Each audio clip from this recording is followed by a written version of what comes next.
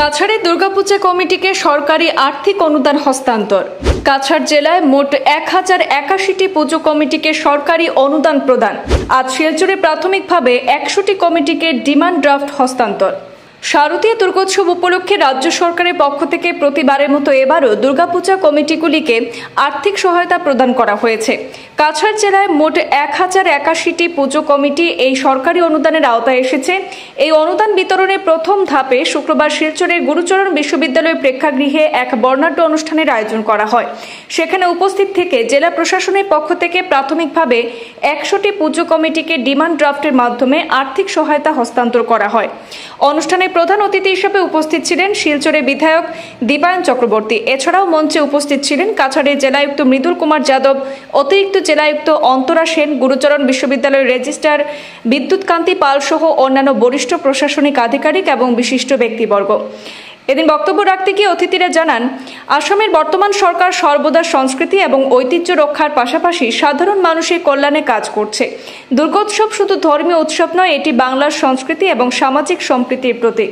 এই উৎসবকে কেন্দ্র করে মানুষের মধ্যে যে আনন্দ, ভ্রাতৃত্ববোধ এবং মিলন মেলা গড়ে ওঠে তা সমাজকে আরও দৃঢ় করে। বক্তারা আরও বলেন, বিজেপি সরকার বিভিন্ন উন্নয়নমূলক প্রকল্প, কল্যাণমূলক স্কিম এবং অবকাঠামো উন্নয়নের মাধ্যমে জনগণের পাশে রয়েছে। মুখ্যমন্ত্রী ডক্টর হিমন্ত বিশ্ব শর্মার নেতৃত্বে আসাম আজ নতুন দিগন্তে এগিয়ে চলেছে। মানুষের প্রত্যাশা পূরণই সরকারের মূল লক্ষ্য, এই বার্তাই উঠে আসে বক্তৃতার মাধ্যমে। অনুষ্ঠান শেষে বিভিন্ন পুজো কমিটির প্রতিনিধিরা প্রশাসনের হাতে চেক গ্রহণ করে কৃতজ্ঞতা জ্ঞাপন করেন এবং সরকারের এই উদ্যোগকে স্বাগত জানান। শৃঙ্খলতা উনি আনার চেষ্টা করেছেন সমাজে।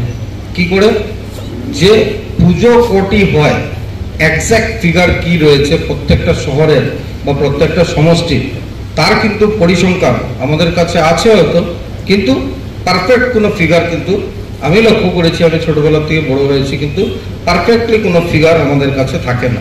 সেটা শুধু শিলচর না, গোটা উপত্যকা না, গোটা আসাম রাজ্যেই বলুন বা ভারতবর্ষে বলুন। সেখানে দাঁড়িয়ে মাননীয় মুখ্যমন্ত্রী একটা প্রচেষ্টাতে উনি বলেছেন যে যাদের ব্যাংকের অ্যাকাউন্ট থাকবে এই পুজো কমিটিকে আমরা চেক দেব। তো স্বাভাবিকভাবেই পুজো কমিটি যেগুলো রয়েছে যাদের ব্যাংক অ্যাকাউন্ট নেই, আমরা প্রথম বর্ষে যখন দিয়েছিলাম অনেকেরই ব্যাংক অ্যাকাউন্ট ছিল না, কিন্তু সেকেন্ড টাইম যখন দিতে গেছি আমরা লক্ষ্য করেছি যে অনেকেই ব্যাংক অ্যাকাউন্ট তৈরি করেছেন, ব্যাংক অ্যাকাউন্ট বানিয়েছেন। তার মানে একটা শৃঙ্খলতা আমাদের মধ্যে চলে এসেছে। তো এই ব্যাংক অ্যাকাউন্টের মাধ্যমে আজকে আমরা অন্ততপক্ষে বলতে পারি যে না, শিলচরে এতটা পূজা রয়েছে। এবারও আমাদের গতবারের ন্যায় মাননীয় মুখ্যমন্ত্রী চেকগুলো গোটা জেলাতে পাঠিয়েছেন। তো এই চেকগুলো ডিস্ট্রিবিউশন করা হবে। ইতিমধ্যে আমাদের যিনি সঞ্চালনা করছেন উনি বিশেষ সমাজসেবক তথা ভারতীয় জনতা পার্টির একজন বরিষ্ঠ নেতাই আমি বলবো, প্রাক্তন পৌর কমিশনার রাজেশ দাস। উনি বলেছেন যে 80 জনকে আমরা হয়তো সেরিমোনিয়াল ডিস্ট্রিবিউশনে ডেকেছি, কিন্তু আগামী 2-1 দিনের মধ্যে আমরা বাকি চেকগুলো যাতে দিয়ে দিতে পারি তার ব্যবস্থা আমরা করব। ডিস্ট্রিক্ট কমিশনার মহোদয়ের কাছ থেকে একটা কথা শুনে আমিও অন্তত আনন্দিত তার জন্য যে 2 বছর থেকে যখন আমরা চেকগুলো ডিস্ট্রিবিউশন করেছি তখন কি হয় যে পুজো কমিটির নামগুলো সঠিক কোনো সময় হয় না। তারাপুর সার্বজনীন দুর্গাপূজা কমিটি, তারাপুর সার্বজনীন দুর্গাপূজা কমিটি যদি দেখি আমি, তাহলে তারাপুর শিববাড়ির পুজোটাকে বোঝায় আর তারাপুর মোটর স্ট্যান্ডের পুজোটাকে বোঝায়, কাকে দেওয়া হবে। তো এইভাবে করে আমরা লক্ষ্য করেছি যে কালীবাড়ি দুর্গাপূজা কমিটি করে লিখে দেওয়া হয়। তো এই অনেক সময় আমাদের অনেক কষ্ট হয়েছে। আমার অফিসে এখন পর্যন্ত, আমার অফিস না, আমি অফিস থেকে পাঠিয়ে দিয়েছি সেটা সিএমওতে রিভ্যালিডেশনের কারণে বা নাম শুদ্ধ করার কারণে। এখন পর্যন্ত আপনারা বিশ্বাস করবেন না যে গতবারেরও 2-4 চেক এখন পর্যন্ত মানে এটা রিভ্যালিডেট হয়নি। তো এইভাবে যেহেতু নাম শুদ্ধ করার যে প্রক্রিয়া, সেই প্রক্রিয়াটা যেহেতু জেলাতে এবার দায়িত্ব দেওয়া হয়েছে ডিস্ট্রিক্ট কমিশনারের কাছে, এটা অত্যন্ত উপকার হবে আমাদের জন্য।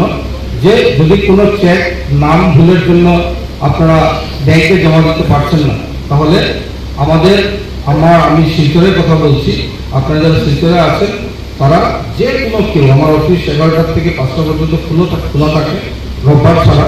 যে কোনো কেউ চেকটা দিয়ে দিলে আমরা সেটা দায়িত্ব নিয়ে সেটা রেগুলেটেড করে দেবো বা ম্যান চেঞ্জ করে দেবো, এই ব্যবস্থা রয়েছে। যাই হোক, আজকের দিনে আপনাদের সকলকে আন্তরিক শ্রদ্ধা জ্ঞাপন করছি যে দুর্গাপূজা, শিলচরের দুর্গাপূজা যদি আমরা বলি তাহলে সেটা হয়তো ভারতবর্ষের মধ্যে হয়তো 3 নম্বর স্থান বা 4 নম্বর স্থান আমরা অধিকার করে আছি। কলকাতার পর আগরতলার পর আমাদের পুজো। আর আজকে এটা বাঙালির শুধু মহোৎসব না, এটা গোটা ভারতবর্ষের একটা বড় মহোৎসব দুর্গাপূজা। আর এই দুর্গাপূজাকে নিয়ে আমরা এই কটা দিন অত্যন্ত আনন্দ করি।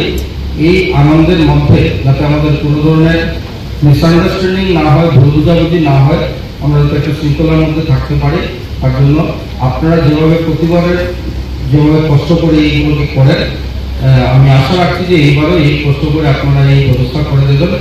আমরা জানি যে শিলচরে অনেক বড় বড় পুজো হয়, শিলচরের বাইরেও অনেক বড় বড় আজকাল উদাহরণেও বড় বড় পুজো হচ্ছে। তাই শিলচরের যে ট্রাফিকের ব্যবস্থা, পুজোর সময় স্বাভাবিকভাবে অনেক বেশি গাড়ি ঘোড়া আছে। আমরা পুলিশ অ্যাডমিনিস্ট্রেশন থেকে ওনারা যথাসাধ্য চেষ্টা করবেন ট্রাফিক কনজেশন যাতে মিনিমাইজ করা যায়।